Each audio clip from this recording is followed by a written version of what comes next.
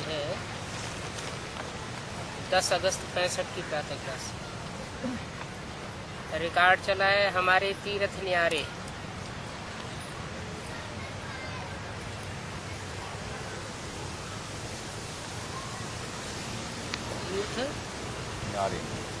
तीर्थ कहा जाता है पार ले जाने वाले स्थान को। तीर माना किनारा और था माने स्थान, अर्थात एक किनारे लगाने वाला स्थान। नवैया भटकती है तो नवैया को कोई किनारा चाहिए। तूफान लगता है तो नवैया भटकती है। यह है जीवन रूपी नवैया, शरीर रूपी नवैया कहो, क्योंकि जब तक शरीर है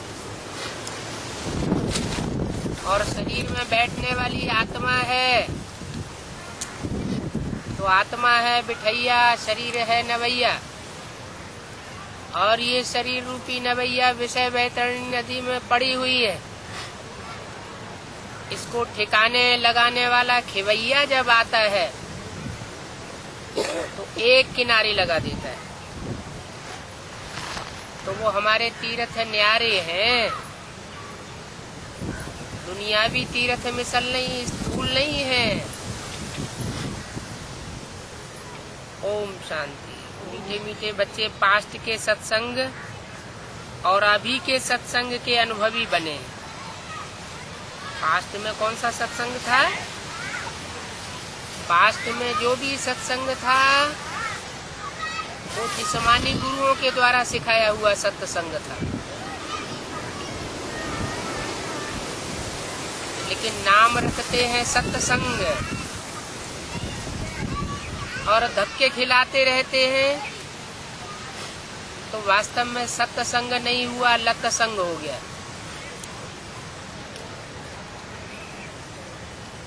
पास्ट के सत्संग में और अभी संगम युग के सत्संग में वास्ट डिफरेंस है। पास्ट यानी सत्संग में आने से पहले बुद्धि में क्या रहता था और अभी तुम्हारी बुद्धि में क्या रहता है। पहले बुद्धि में रहता था अमरनाथ की यात्रा करें, अभी बुद्धि में बैठा है कि भगवान कोई पहाड़ों पे नहीं बैठा हुआ है। भगवान तो ऊंची स्टेज वाला है, वो ऊंची स्टेज में रहता है। इसलिए शिव के मंदिर सदैव ऊंचे स्थान पर बनाए जाते हैं। कोई स्थूल रूप में ऊंचाई की बात नहीं है, लेकिन मन बुद्धि से उसकी ऊंची स्टेज रहती है हम आत्माओं के मुकाबले। क्योंकि हम आत्माएं तो जन्म मरण के चक्कर में आने वाली हैं और आत्माओं का वो परम पिता परमात्मा जन्म मरण के चक्र में आने वाला नहीं है।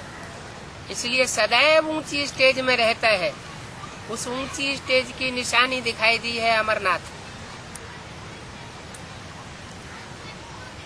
तो ये रात दिन का फर्क देखने में आता है। उन सत्संगों में सिर्फ सुनते ही रहते हैं। भगत लोग जाते हैं, सुनते हैं और वो भगवान बनकर बैठे हुए गुरु लोग उनको सुनाते हैं। जीवन में धारण कोई नहीं कर पाता। जैसे सत्यनारायण की कथा सुनाते हैं। अब गीता में तो अर्जुन से भगवान ने कहा है कि अर्जुन तू नर वेश में है, मैं नर को नारायण बनाने के लिए आता हूँ। तो नारायण बनाने वाला नर से नारायण बनाता है, लेकिन वो सिर्फ कथाएं सुनाते हैं नारायण की। उस सत्यनारायण की कथा में लीलावती, कलावती, लकड़हारे की कथा तो होती है, लेकिन सत्यनारायण की कथा कोई भी नहीं सुनाते। तो असली सुनाना, असली सुनना और असली गुणना जीवन में धारण करना और वैसा बनना, ये अभी परमपिता परमात्मा आकर के सिखाए रहे हैं कि हे बच्चों, अभी तुम नर रूप में हो, मैं तुम नर को नारायण बनाने के लिए आया हुआ हूँ। ये बुद्धि में तुम्हारी एम ऑब्जेक्ट रहता है। जैसे उन स्कूल कॉलेजेस में भी बुद्धि में एम ऑब्जेक्ट रहती है कि डॉक्टरी की पढ़ाई पढ़ रहे हैं तो हम सर्जन बनेंगे, वकालत की पढ़ाई पढ़ रहे हैं तो हम वकील बनेंगे। ऐसे ही परमात्मा आकर जो पढ़ाई पढ़ाते हैं उसमें नर से नारायण बनाने की शिक्षा दी जाती है, अर्थात मनुष्य को देवता बनाने की शिक्षा दी जाती है। मनुष्य देवता कैसे बने? जब उसके कर्म सुधरे तो देवता बने, और मनुष्य के जब कर्म बिगड़ते हैं तो मनुष्य रूप में वो राक्षस हो जाता है, तो मनुष्य ही देवता बनता है। सतयुग त्रेता में रामकृष्ण के राज्य में वो देवताएं थे। अभी आसुरी राक्षसों का राज्य आ गया है, उसमें सब मनुष्य असुर बन चुके हैं। असुर या राक्षस उनको कहा जाता है जो दूसरों को तन से, मन से, धन से दुख ही दुख देते हैं।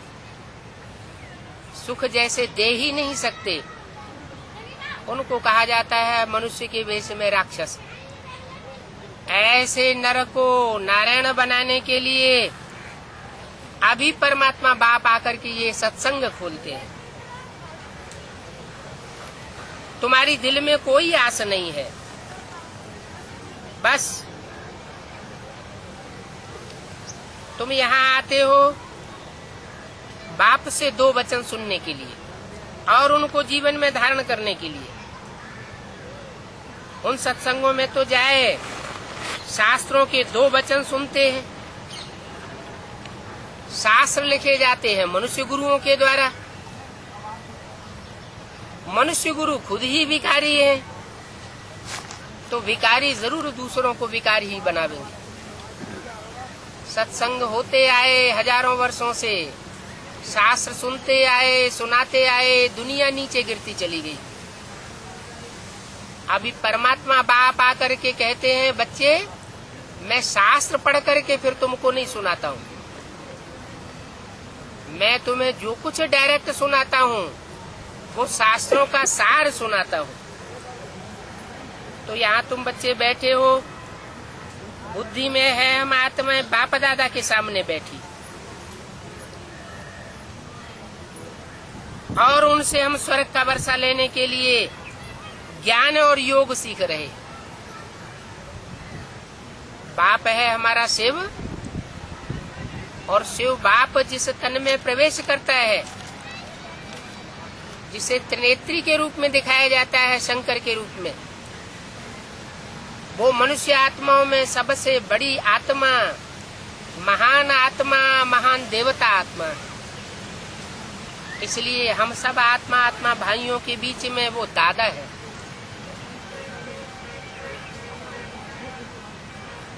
तो बाप दादा से हम वर्षा लेते हैं।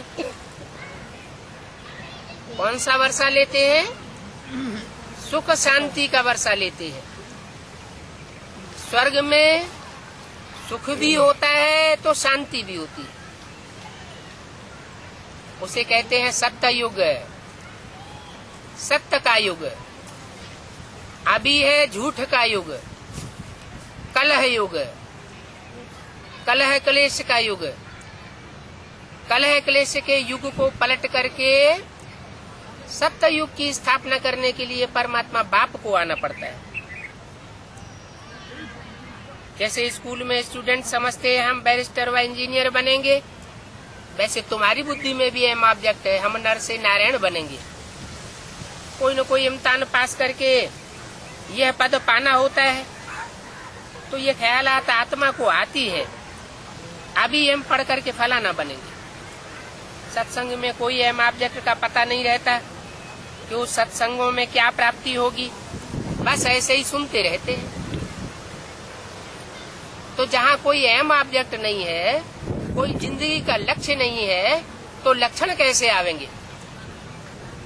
जीवन में लक्ष्य लिया जाता है तो लक्षण आते हैं। डॉक्टरी की स्कूल में डॉक्टरी का लक्षण लेते हैं, बैरिस्टर के स्कूल में जज बनने का लक्ष्य लेते हैं तो लक्षण आ जाते हैं। वहाँ कोई कोई को आस होगी भी तो उनको अल्पकाल के लिए आस होती है, सदा काल की आस कोई की पूरी नहीं होती। साधु संत से मांगेंगे, क्या मांगेंगे? कहेंगे आशीर्वाद करो। ये भक्ति व सत्संग आदि करते करते यहाँ तक आए पहुँचे हैं। अभी हम तो बाप के सामने बैठे हैं। एक ही हमारी आस में, आत्मा में आस है कि आत्मा को बाप से स्वर्ग का वर्षा लेना है। अभी हमने रावण से नरक का वर्षा लिया है। रावण होता है अनेक सिर वाला, मना अनेक प्रकार की मत देने वाला। अनेक प्रकार की मतों पर चलते चलते हम नीचे गिर जाते। अभी बाप राम आए हुए हैं, जिनको शास्त्रों में भी दिखाते हैं एक सिर वाला। रावण अनेक सिर वाला और राम एक सिर वाला, माने एक मत देते हैं। दुर्गति से सदगति में ले जाने के लिए कोई दूसरी दो बातें नहीं सुनाते। उन सत्संगों आदि में वर्षा लेने की बात नहीं रहती। वहाँ तो बाप ही नहीं होता, गुरु होता है।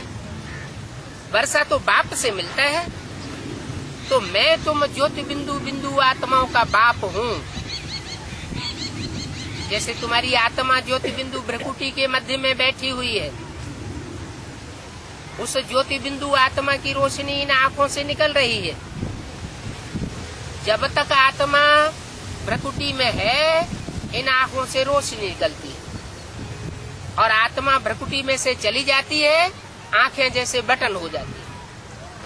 तो तुम हो ज्योति बिंदु आत्मा, जिसकी निशानी तुम बिंदी या टीका मस्तक में लगाते हो। वो सत्संग वाले इन बातों को नहीं जानते। ये बिंदी या टीका किस बात की निशानी है?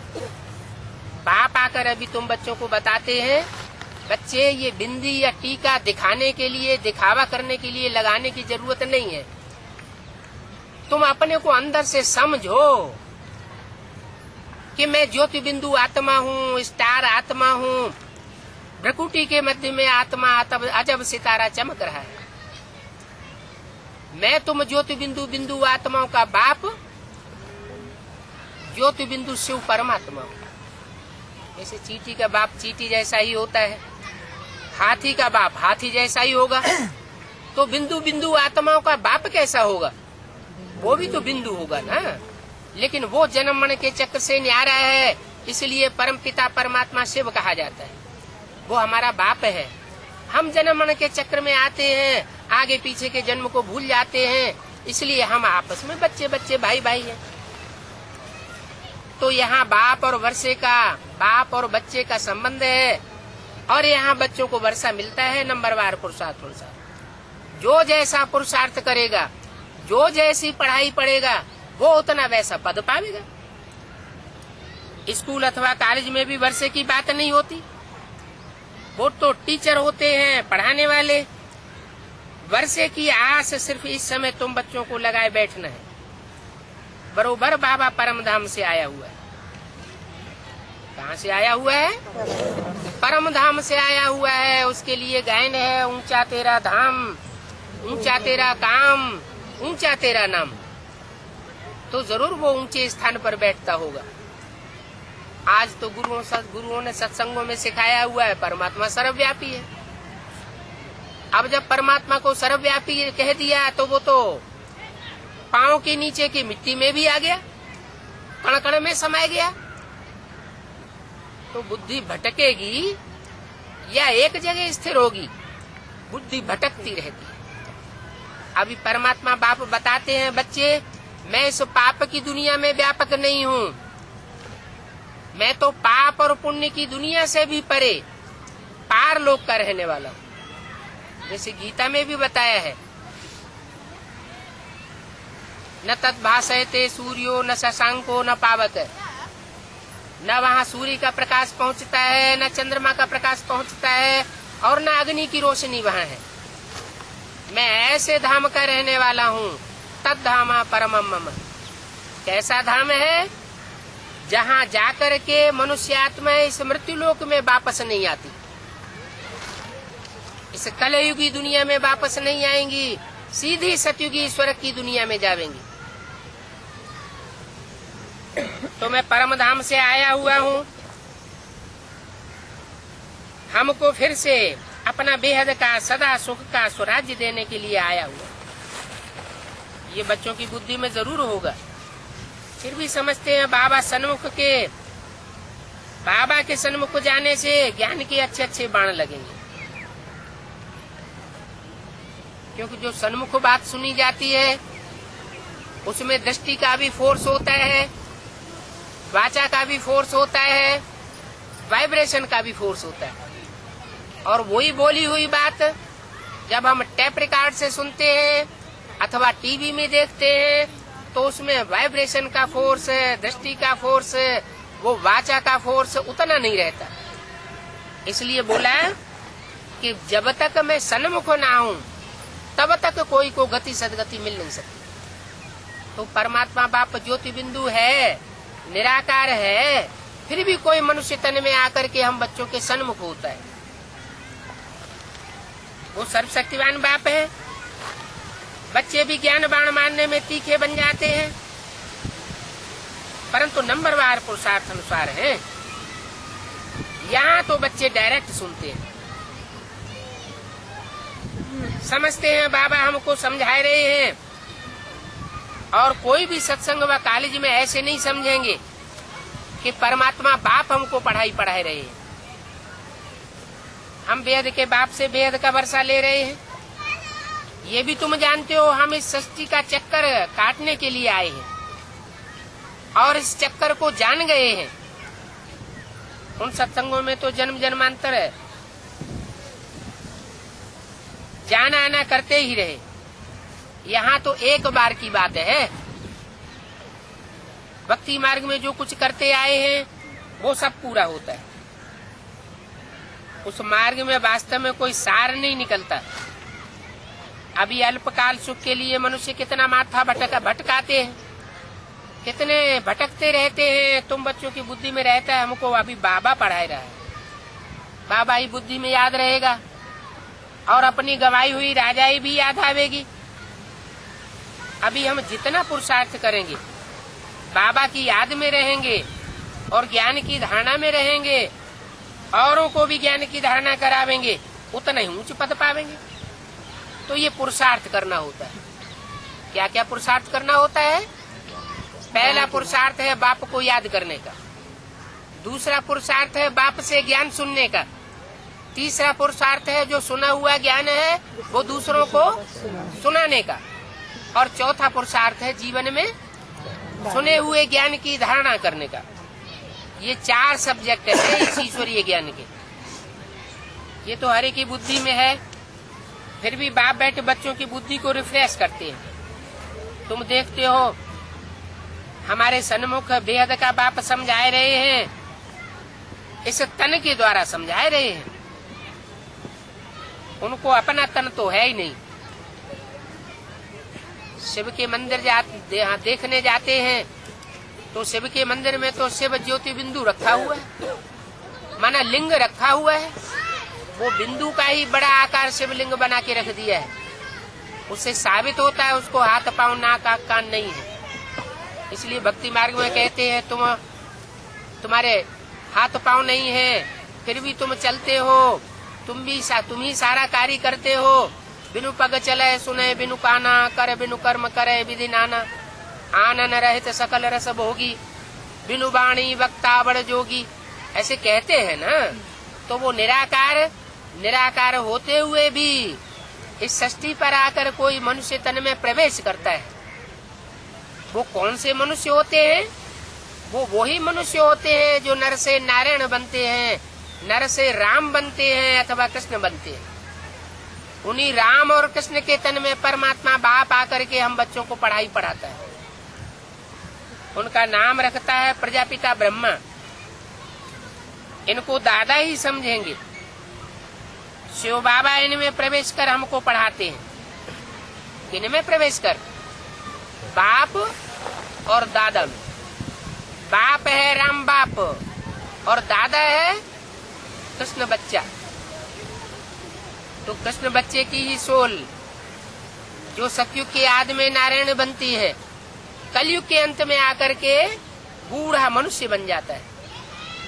उस बूढ़े मनुष्य के तन में आके परमात्मा बाप ब्रह्मा का पार्ट बजाता है। ब्रह्मा अर्थात बड़ी माँ। लाजमी है कि माँ होगी तो बाप भी होगा, इसलिए नाम दिया है प्रजापिता ब्रह्मा। तो शिव बाबा इनमें प्रवेश कर हमको पढ़ाए रहे हैं। तुम जानते हो पहले हमारी बुद्धि में ये बातें नहीं थी। हम भी सत्संग तो बहुत करते थे, परंतु कभी ये ख्याल में भी नहीं आता था कि परमपिता परमात्मा आकर हमको ब्रह्मा द्वारा पढ़ाते या कभी पढ़ाया होगा। अभी हमने बाप को जाना है, नई दुनिया स्वर्ग का राज्य फिर से हमको याद आता है, अंदर में हमारे खुशी रहती है। वेद का बाप जिसको भगवान कहते हैं वो हमको पढ़ाए रहे हैं। बाबा पतित पावन तो है ही, फिर टीचर के रूप में बैठ हमको पढ़ाई भी पढ़ाए रहे हैं। क्या दो काम बताए परमात्मा के, एक तो आकर के ज्ञान सुना करके पढ़ाई पढ़ाते हैं और दूसरा पतितों को पावन बनाते हैं। ऐसे नहीं पढ़ाई पढ़ा करके सीधे चले जाएं, उससे काम पूरा हो जाए। ऐसे थोड़े कहते हैं हे भगवान आओ हमको ज्ञान सुनाकर चले जाओ, ये ज्ञान नहीं है।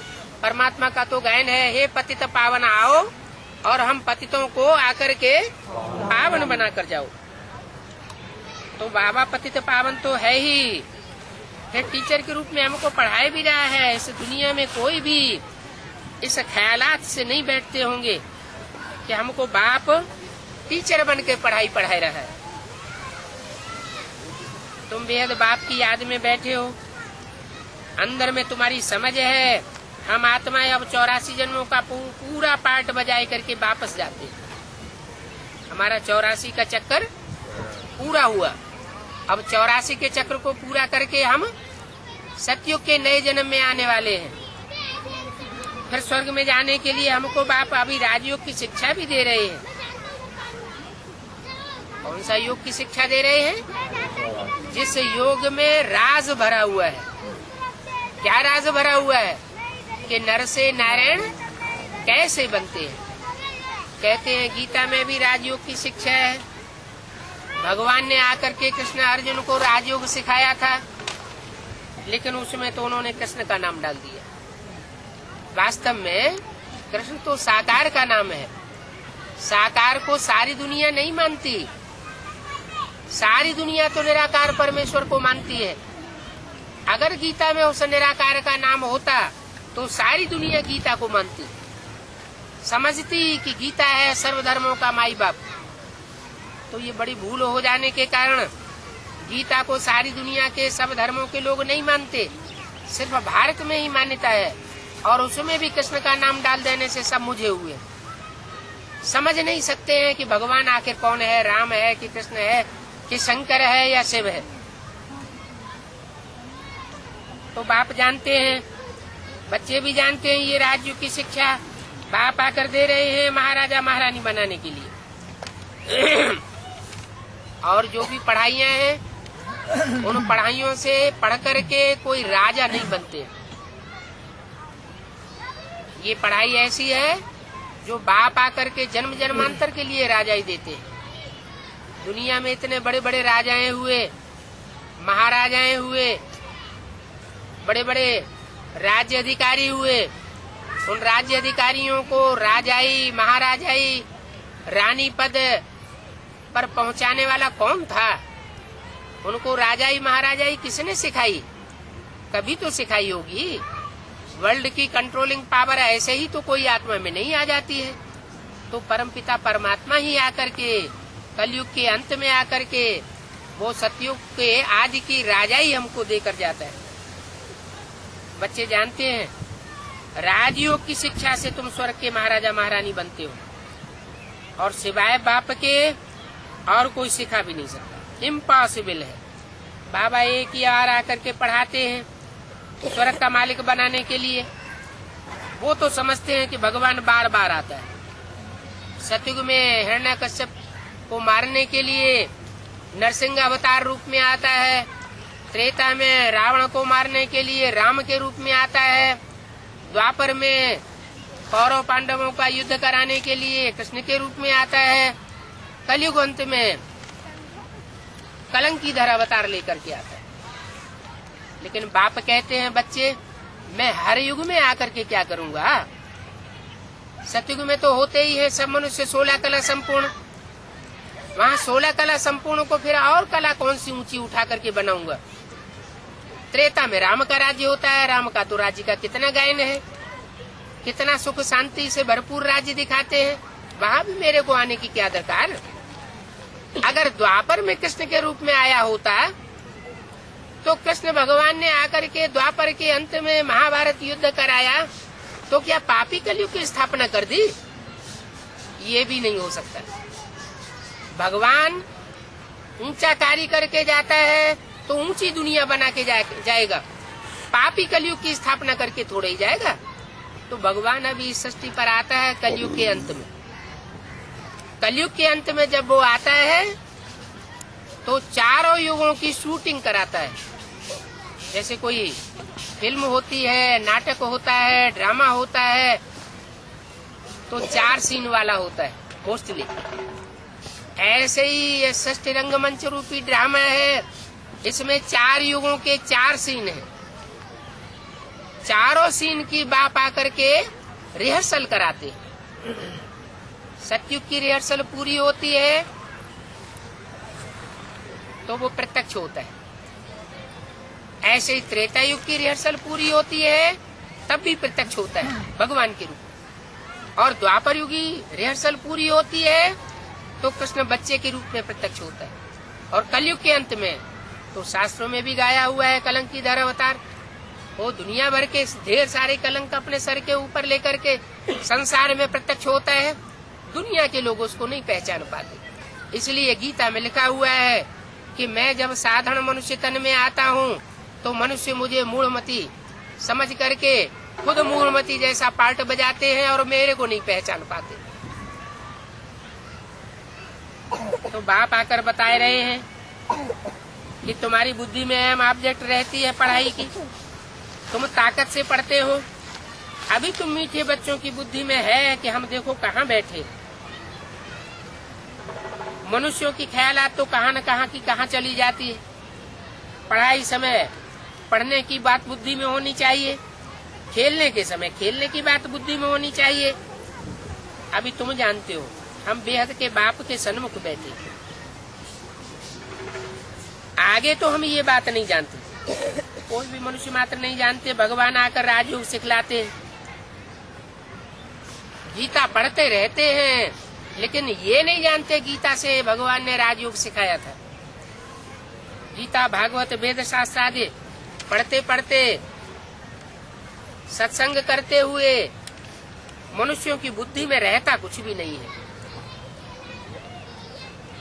अभी मैं बाप आया हुआ हूँ तुम बच्चों को सब कुछ समझाने के लिए। 10, 8, 65 की वाणी का दूसरा पेज। सत्संग तो बहुत बच्चों ने किए होंगे। माताएं भी बहुत शास्त्र आदि पढ़ती हैं, परंतु ये ख्यालात किसकी बुद्धि में नहीं आवेगा कि भगवान बैठा करके आकर के सत्संग कराते हैं। सत्य संग का अर्थ है सत्य का संग। इस दुनिया में तो सब झूठे हैं, कोई सच्चा नहीं है। तो सत्संग कैसे हुआ? भगवान बाप ही आकर के सृष्टि पर सच्चा सत्संग सिखाता है। माताएं बहुत शास्त्र पढ़ती हैं, परंतु उनकी भी वे बुद्धि में नहीं आता है। ख्यालात का बुद्धि में नहीं आता है। अभी तुम बच्चों ने समझाया। जन्म जन्मांतर हम भक्ति करते आए हैं। ये ज्ञान बाप के सिवाय और कोई नहीं दे सकता। जब तक बाप ना आए तब तक विश्व के मालिक पने का वर्षा कोई को मिल नहीं सकता। भले इस दुनिया में हिटलर हुए, नेपोलियन हुए, मुसोलिनी हुए, उन्होंने बहुत आकांक्षा की हम सारे विश्व के ऊपर राजाई प्राप्त करें, लेकिन बाहुबल के आधार पर कोई भी दुनिया में राजा ही नहीं कर सकता। ये नियम बना हुआ है। बाप ही आकर के जब राजयोग सिखाते हैं तो राजयोग बल से मनुष्य विश्व की बादशाही पाते, जिसका शास्त्रों में वर्णन है। शंकर जी को विश्वनाथ की उपाधि दी हुई है, सारे विश्व का नाथ। उनकी यादगार में झंडा भी बनाते हैं, विश्व विजय करके दिखलावे। तब हो बे प्रणपूर्ण, हमारा झंडा ऊंचा रहे हमारा। वास्तव में जो झंडे में 3 कपड़े हैं वो ब्रह्मा, विष्णु और शंकर इन त्रिदेवों की यादगार है। शरीर को ही कपड़ा कहा जाता है।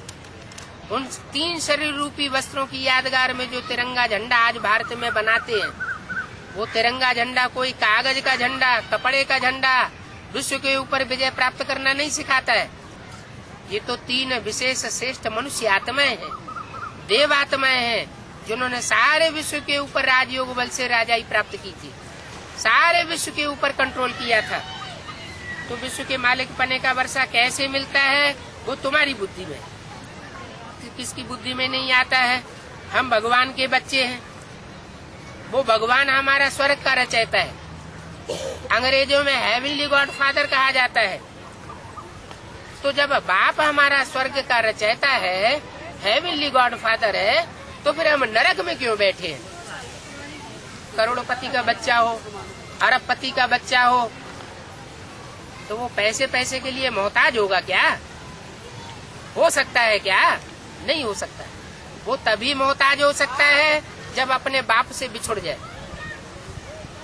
तो ऐसे ही हम बच्चों को परमात्मा बाप मिला हुआ है, हमारी बुद्धि में बैठ गया है कि परमात्मा बाप हमको आकर राजयोग की पढ़ाई पढ़ाए रहे हैं। लेकिन इतना होते हुए भी हम बच्चे दुखी क्यों महसूस करने लगते अपने को? कारण कि बुद्धि का जो योग होना चाहिए परमात्मा बाप के साथ, वो बुद्धि योग हमारा अभी जुटा नहीं है। माया रावण हमारी बुद्धि को बार बार फटकाए देती है, भटकाए देती है और अनिश्चय बुद्धि बनाई देती है। इसलिए गीता में भी लिखा हुआ है, अनिश्चय बुद्धि विनश्यते, निश्चय बुद्धि विजयते। तो सारा मदार हमारे निश्चय के ऊपर है। हमें स्वर्ग में क्यों नहीं होना चाहिए? इस नरक में हम दुखी होकर के क्यों बैठे हुए हैं?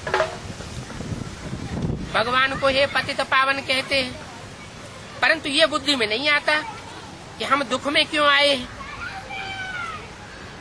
क्या बाप का बच्चों को दुख देता है क्या? भक्ति मार्ग में तो ऐसे ही कह देते हैं, तू ही सुख देता है, तू ही दुख देता है। अब भगवान बाप है, वो बच्चों को दुख देगा क्या? भगवान तो आकर के सुख की सृष्टि रचते हैं, सत्युग त्रेता की नई दुनिया रचते हैं, रामकृष्ण की दुनिया रच करके जाते हैं। वो कोई दुख की दुनिया रच कर नहीं जाते। बाप सृष्टि रचते हैं तुम बच्चों के लिए।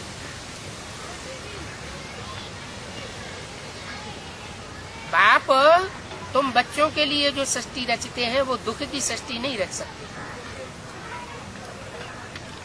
क्योंकि दुनिया में भी जो हद के बाप होते हैं वो बच्चों के लिए सुख शांति चाहते हैं, दुख शांति नहीं चाहते। मकान पुराना हो जाता है तो बच्चों को नया मकान दे करके जाते हैं, वो तो हद की बात है। ये है सृष्टि रूपी बेहद का मकान। बाप आकर के ये बेहद की सृष्टि रच रहे हैं। तो क्या बाप दुख के लिए सृष्टि रचते हैं? नहीं, ये हो ही नहीं सकता। अभी तुम बच्चे श्रीमत पर चलने वाले हो, तो जो बच्चे श्रीमत पर चलते हैं, जिसको कहा जाता है श्रीमत भगवत गीता,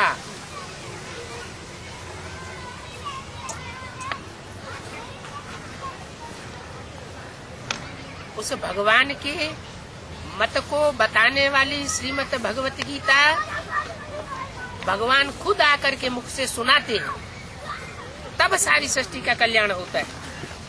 बल कहाँ भी दफ्तर में व धंधे आदि पर बैठे हो, परंतु बुद्धि में तो है कि हमको पढ़ाने वाला भगवान है, तो बुद्धि में जरूर आता है। बुद्धि में आएगा तो याद भी आएगा। तो बाप कहते हैं बच्चे मुझे याद करो, मेरा नाम का जाप करने की दरकार नहीं है। मैं क्या काम करके जाता हूँ उस मेरे काम को याद करो। काम के आधार पर भगवान के अनेक प्रकार के नाम दिए हुए हैं, तो नाम की इतनी महिमा होती है, नहीं तो नाम रटने से कोई फायदा नहीं होता है। हमको रोज सवेरे क्लास में जाना पड़ता है भगवान की पढ़ाई पढ़ने के लिए। क्लास में जाने वालों को ही याद पड़ता होगा, बाकी जो क्लास में नहीं आते हैं वो पढ़ाई को और पढ़ाने वाले को समझ कैसे सकेंगे। जिनकी बुद्धि में जितना महत्व बैठा होगा उतनी ही पढ़ाई पढ़ेगा। ये नई बातें हैं। वो पढ़ाई में भी जो बच्चे रेगुलर होते हैं वो अच्छा इम्तिहान पास करके ऊंच पद पाए लेते हैं। यहाँ भी बाप की पढ़ाई, बाप आकर के जो पढ़ाई पढ़ाते हैं उसमें भी नंबरवार पढ़ने वाले निकलते हैं।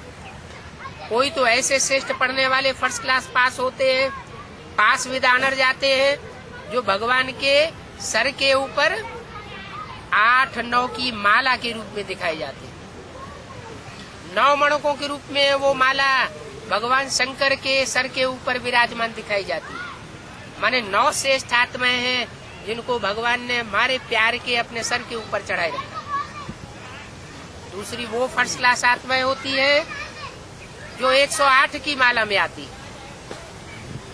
जो माला होती है वैजयंती माला, वो वैजयंती माला में 108 मणके होते हैं। वो 108 मणके 108 श्रेष्ठ आत्माओं की यादगार है, जिन्होंने श्रेष्ठ पढ़ाई पढ़ के, फर्स्ट क्लास पढ़ाई पढ़ के ये दुनिया में ये पद पाया है, जिनकी यादगार में हर धर्म में वो माला घुमाई जाती है। हिंदू हो, मुसलमान हो, सिख हो, ईसाई हो, यहूदी हो, सब धर्मों में वो 100 की माला घुमाई जाती है। इसके बाद फिर होती है 1008 की माला। कहते भी है श्री श्री 1008 सतगुरु जी महाराज। तो वो तो गुरु ने टाइटल रखा लिया है, वास्तव में है तो भगवान की बात। जो 1000 आत्माएं भगवान की विशेष सहयोगी बनती हैं भुजाओं के रूप में। भगवान को सहस्त्र भुजाधारी कहा जाता है, सहस्त्र बाहु भी कहा जाता है। तो वो भगवान इस सृष्टि पर आकर के 1000 आत्माओं को अपना विशेष सहयोगी बनाता है, इसलिए 1008 की माला भी प्रसिद्ध है। फिर है 16108 जो गोप गोपियों के रूप में दिखाई जाती है, जिन्होंने गुप्त पार्ट बजाया है, गुप्त संबंध परमात्मा के साथ जोड़ा है। उनकी यादगार में वो है 16108 की माला। ये वो आत्माएं हैं जो भले कोई जन्म में राजाई न प्राप्त करती हो, लेकिन राजयोग सीख करके राजघराने में जन्म जन्मांतर जन्म लेने की अधिकारी बन जाती है।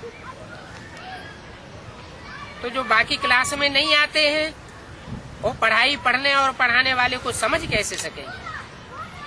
तो पढ़ाई में रेगुलरिटी और पंक्चुअलिटी, ये 2 बातें जरूरी होगी। वो लौकिक पढ़ाई में भी 2 बातें जरूरी है और इस ईश्वरीय पढ़ाई में भी ये 2 बातें जरूरी है। ये नई बातें हैं जिसको तुम बच्चे ही जानते हो। बेहद का बाप जो नई दुनिया बनाने वाला है, बैठ नई दुनिया के लिए हमारा हीरे जैसा जीवन बनाते। जब से माया का प्रवेश हुआ है तो माया का प्रवेश होने के कारण हम कौड़ी मिसल बन चुके। कब से माया का प्रवेश हुआ? जब से इस दुनिया में द्वैतवाद शुरू हो गया। 2-2 राज्य शुरू हो गए, 2-2 मतें शुरू हो गई, 2-2 धर्म शुरू हो गए। तब से द्वैतवाद के कारण ये दुनिया कौड़ी मिसल बन गई। कब से? द्वापर युग से। नाम क्या दिया? द्वैतवादी राज्य का नाम रख दिया द्वापर युग। 2 पुर, 1 पुर नहीं रह गया। माना एक की मत नहीं चलती है। सत्य को त्रेता में एक ही राजा होता था, एक ही राज्य होता था, एक ही धर्म होता था, एक ही राज्य होता था, एक ही मत होती थी, एक ही वर्ण होता था। इसलिए दुनिया में एकता थी। आज दुनिया में अनेकता क्यों भरी हुई है? क्योंकि 2-2 मठ पंथ चलाने वाले, द्वैत फैलाने वाले इब्राहिम, बुद्ध, क्राइस्ट, गुरु नानक 2500 वर्ष के अंदर इस दुनिया में आ गए और उन्होंने आकर के दुनिया को 2-2 फाड़ों में बांट दिया। तो कलाएं कम होती जाती है, मनुष्य की बुद्धि भटकती जाती है, द्वैतवाद बढ़ता जाता है, आपस में लड़ाई झगड़े बढ़ते जाते हैं। तो माया ऐसा खाती आती है जो हमको कुछ भी पता भी नहीं पड़ता। अभी बाप ने आए बच्चों को जगाया क्या? बच्चों को अज्ञान की नींद से जगाने के लिए बाप को आना पड़ता है। अज्ञान की नींद से आकर के जगाते हैं।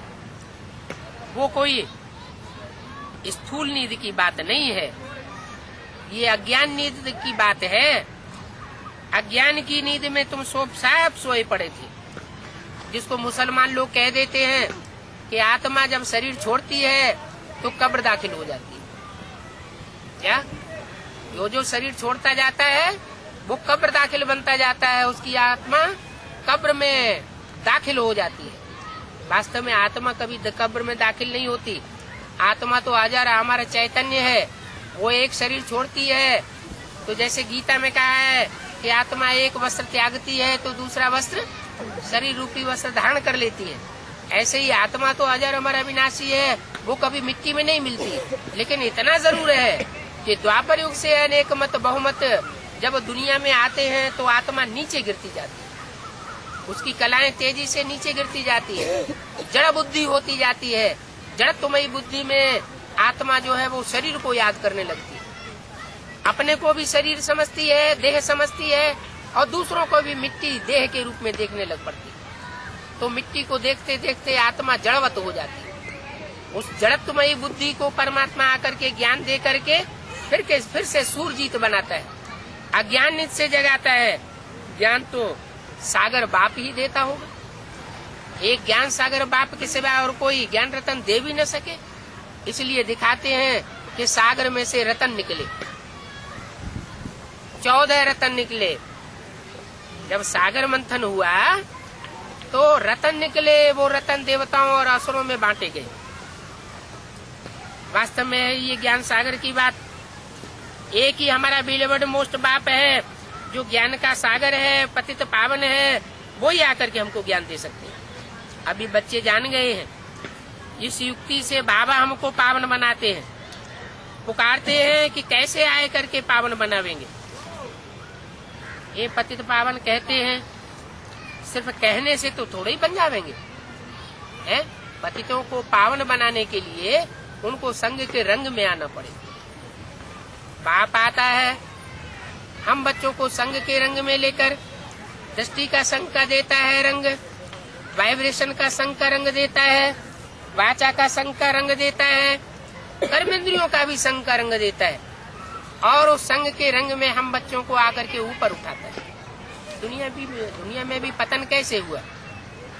दुनिया में भी अनेक मत फैलाने वाले धर्म पिताएं आए। जैसे आज से 2500 वर्ष के अंदर इब्राहिम आए, इस्लाम धर्म फैलाया, महात्मा बुद्ध आए, बौद्ध धर्म फैलाया, क्राइस्ट आए, क्रिश्चियन धर्म फैलाया, और उनके संग के रंग में आकर के दुनिया नीचे गिरती चली। तो अनेकों के संग के रंग में आने से दुनिया नीचे गिरती है, और एक परमात्मा बाप जो अजन्मा, अभोक्ता, निराकार, निराकारी, निर्विकारी, निरहंकारी कहा जाता है, उसके संग के रंग में जब हम बच्चे आते हैं तो हम ऊंचे उठते हैं, पतित से पावन बनते हैं। अभी हमारी दृष्टि अपवित्र बन गई, पतित बन गई, वृत्ति हमारी अपवित्र बन गई, हमारी कर्मेंद्रियां अपवित्र बन गई। अब उन कर्मेंद्रियों को परमात्मा बाप आकर के श्रेष्ठ इंद्रियों का प्यार करना सिखाते हैं, जिन श्रेष्ठ इंद्रियों से सतयुग त्रेता में जो पैदाइश होती है वो भी सुखदायी पैदाइश होती है। आजकल की दुनिया में तो जो भूमूत की पैदाइश है, भूमूत के आकर्षण की पैदाइश है, भ्रष्ट इंद्रियों को जो पैदाइश है, उससे बिच्छू पिंडन पैदा हो रहे हैं, माँ बाप को ही खा जाते हैं। देखो आज से 400 साल पहले औरंगजेब पैदा हुआ, कौन से बाप से? शाहजहां से। उसने अपने बाप को ही उठा के कहाँ डाल दिया? जेल खाने में डाल दिया। तो ऐसे ऐसे बिच्छू टिंडन आज से 400-500 साल पहले ही पैदा होने लगे। आज तो घर घर में यही हालत है, कोई घर ऐसा नहीं है जिसमें बच्चे सुखदायी पैदा होते हो। तो बाप आकर के कैसे ऐसा पावन बनाते हैं कि तुम नर से नारायण जैसे श्रेष्ठ बन जाते हो। लेकिन पतित से पावन कहने से नहीं बन जाएंगे, उसके लिए पुरुषार्थ करना पड़ेगा। तुम जानते हो सब इस समय पतित भ्रष्टाचारी है। कोई छाती ठोक करके नहीं कहता या कह सकता कि हम भ्रष्ट इंद्रियों से आचरण करने वाले भ्रष्टाचारी नहीं है, हम श्रेष्ठ इंद्रियों से संतान पैदा करने वाले हैं। नहीं, मोर की मिसाल कृष्ण को मयूर पंख दिखाते हैं। भारतवर्ष में राष्ट्रीय पक्षी मोर माना जाता है। इस बात की निशानी है, वो मोर की पवित्रता की निशानी है। कहते हैं कि मोर मैथुन से संतान पैदा नहीं करता। मोर जब नाचता है तो मोरनी उसकी आंखों का पानी पी लेती है, उसी आंखों के श्रेष्ठ इंद्रियों के जल से उसको संतान पैदाइश होती है। तो आज भी ऐसी मिसाल दिखाई गई है। तो सतयुग त्रेता में तो कितना न श्रेष्ठ पैदाइश होती होगी। अभी तो सारी दुनिया भ्रष्टाचारी, कोई भी श्रेष्ठाचारी इस युग में नहीं है। इसलिए भगवान कहते हैं ये भ्रष्टाचार बंद करो। क्या कहते हैं भगवान आकर के? पहली बात ये भ्रष्ट इंद्रियों का आचरण बंद करो। अब इस जनरेशन की दरकार नहीं है। क्या इस दुनिया में जितनी जनरेशन बढ़नी थी 500-700 करोड़, वो बढ़ चुकी। अब ये दुनिया खलास होने वाली है। एटम बम बन चुके हैं। आज से 65-70 साल पहले एटम बम नहीं बने थे। 60-65 साल पहले भगवान इस सृष्टि पर नाम निशान नहीं था। 60-65 साल के अंदर ही ढेर के ढेर भगवान भारतवर्ष में पैदा हो गए। तो जरूर कोई सच्चा हीरा भी सृष्टि पर आया हुआ होगा। जब सच्चा हीरा आता है तो एक तरफ नई दुनिया की स्थापना के लिए ज्ञान का आरोपण करता है मनुष्यों की बुद्धि में, और दूसरी तरफ इस पुरानी पतित दुनिया के विनाश के लिए एटम बमों का भी निर्माण करा लेता है। तो वो एटम बम इस सृष्टि पर तैयार हो चुके हैं, जिन एटम बमों के बारे में गीता में भी वर्णन है। हे अर्जुन, मुंह खोल के दिखाई दिया।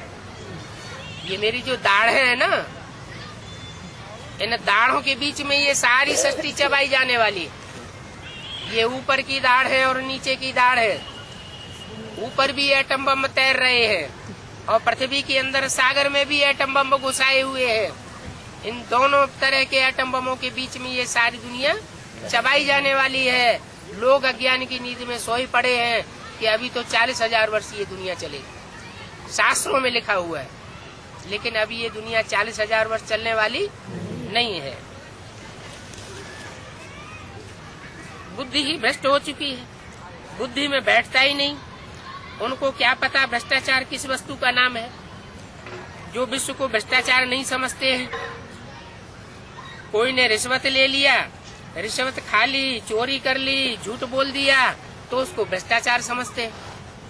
वास्तव में भ्रष्ट इंद्रियों के आचरण को ही भ्रष्टाचार कहा जाता है। तो पहले नंबर में भ्रष्टाचार ये है विख पीना और विषय विष पिलाना। विषय बैतरणी नदी में गोते खाते रहते हैं, दूसरों को भी खिलाते रहते हैं। खुद भी निकलने का रास्ता नहीं जानते और दूसरे भी निकलने का रास्ता नहीं जानते। तो अभी बाप तुम्हारी ये जीवन रूपी नैया जो विषय बैतरणी नदी में गोते खा रही थी, अभी इस विषय बैतरणी नदी से बाप बाहर निकालने के लिए आए हुए। यहाँ तुम बच्चे सन्मुख सुनते हो तो तुम्हारी बुद्धि बाप के साथ हिलक जाती है, क्योंकि तुम्हारी बुद्धि में आता है कि ये ज्ञान तो सिवाय बाप के और कोई सिखा ही नहीं सकता। तो तुम बच्चे जब कुशल की तरफ जाते हो, बहुतों से मिलते जुलते हो, तो वातावरण में आने से तुम्हारी भी बुद्धि घूम जाती है।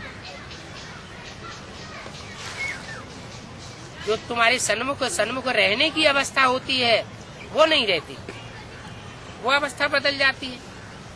क्या कहा?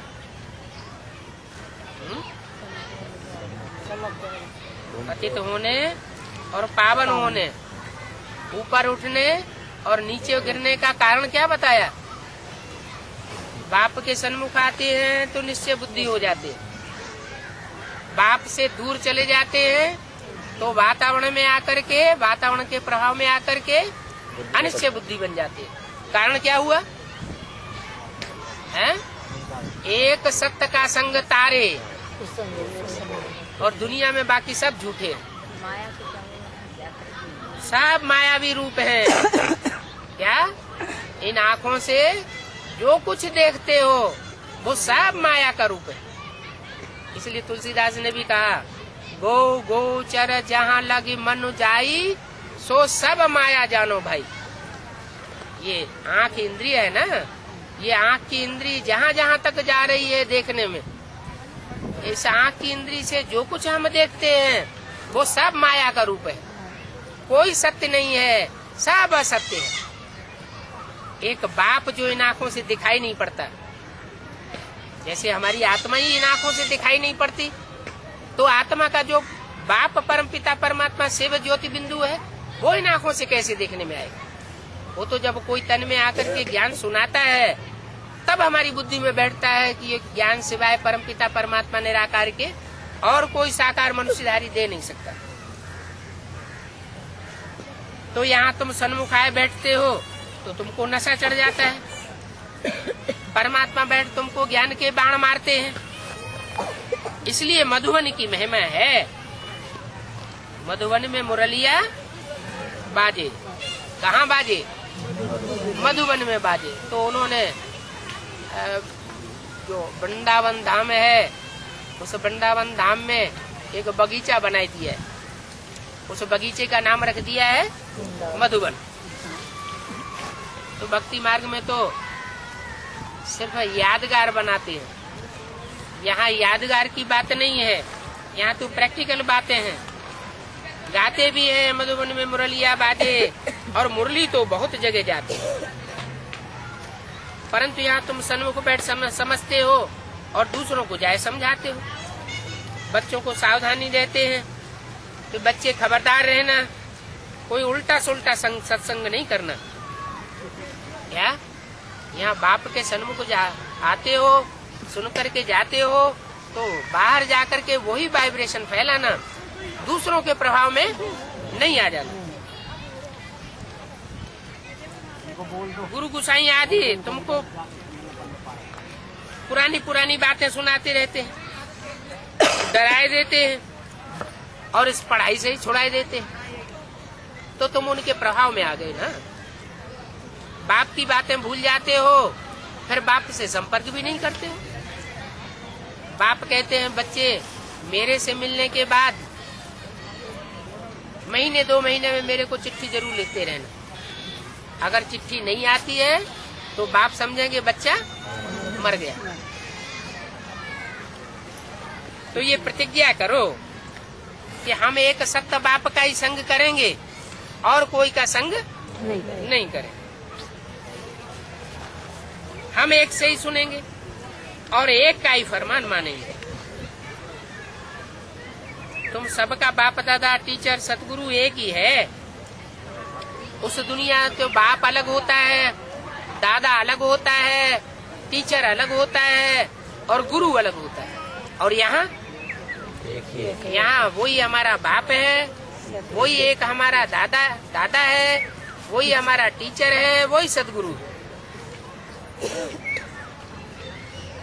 तो यहाँ है सब नई बातें। बाप का तुम परिचय दे सकते हो, ज्ञान की बातें जानते हो। सब नेति नेति कहते आए कि हम सृष्टि के आदि मध्य अंत को नहीं जानते। गीता में भी अर्जुन से भगवान ने बताया, हे अर्जुन तू अपने आगे पीछे के जन्मों को नहीं जानता, मैं आकर के तेरे को बताता हूँ।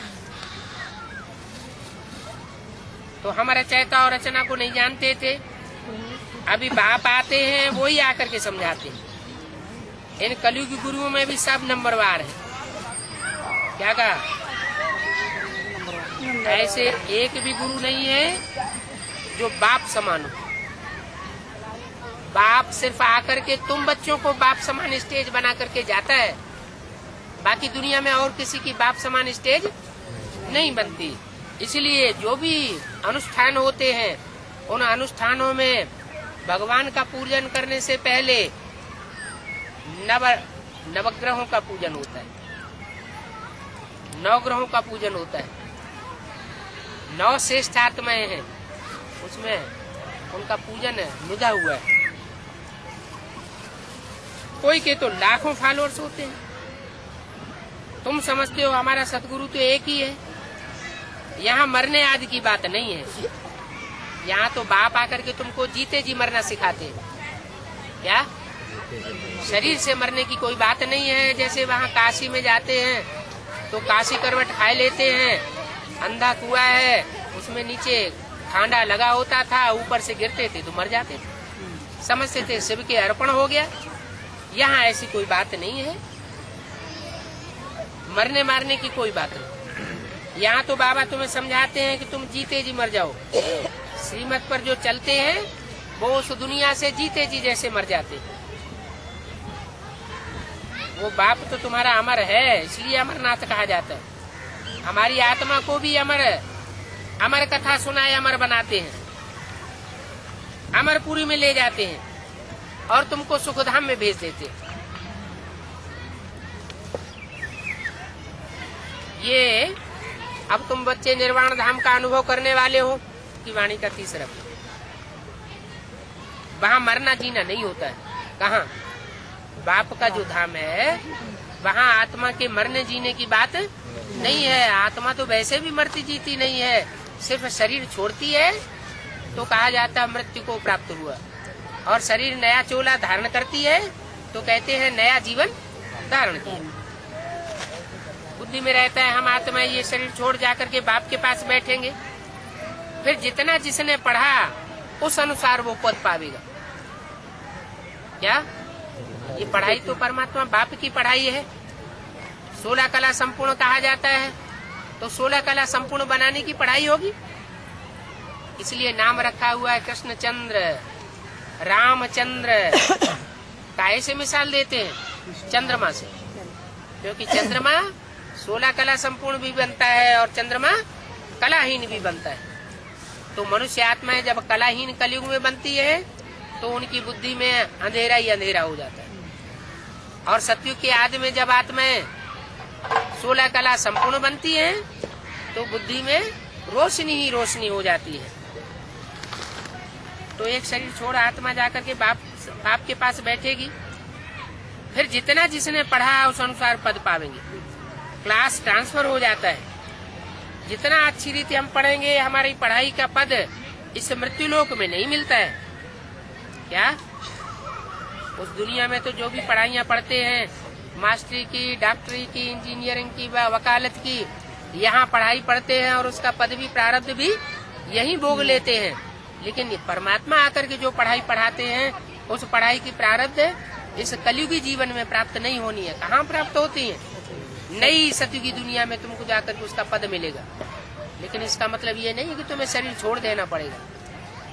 दुनिया में सारे ही शरीर छोड़ के जाएंगे तो नई दुनिया की रचना कहाँ से होगी? इसलिए तुम जीते जी मरते हो। हम सतयुग में जाए राज्य करते थे, फिर 84 जन्म लिए, अभी ये अंतिम जन्म, फिर हम वापस जाएंगे मुक्ति धाम होकर के सुख धाम में आवेंगे। बाप बच्चों को कितना रिफ्रेश करते हैं। आत्मा समझती है इस 84 जन्मों के चक्र में हम आते हैं। परमात्मा कहते हैं मैं इस चक्कर में नहीं आता हूँ। क्या आत्मा और परमात्मा का खास अंतर क्या है?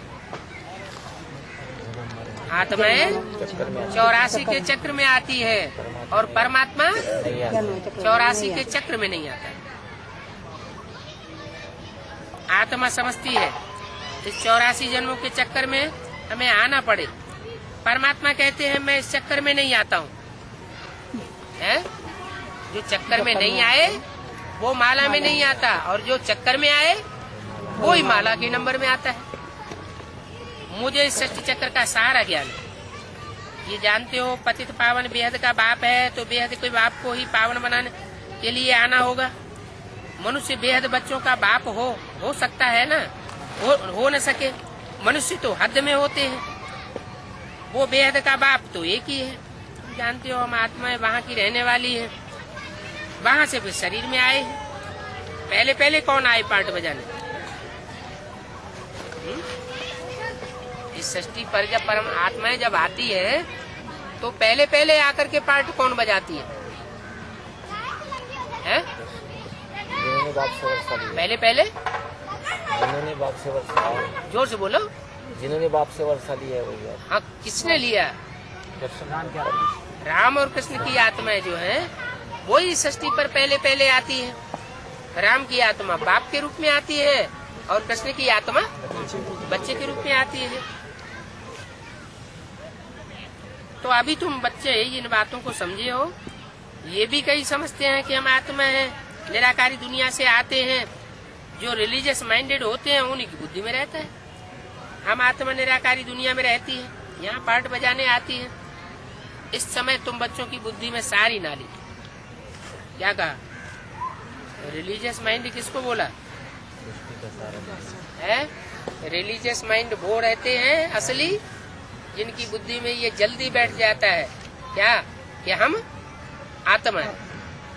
जो अपने को आत्मिक स्थिति में स्थिर कर लेते हैं जल्दी, वो है रिलीजियस माइंडेड, धार्मिक बुद्धि। और जिनकी बुद्धि में ये बात जल्दी नहीं बैठती कि हम ज्योति बिंदु आत्मा है, वो सब है अधार्मिक। क्या? हाँ। ओम शांति।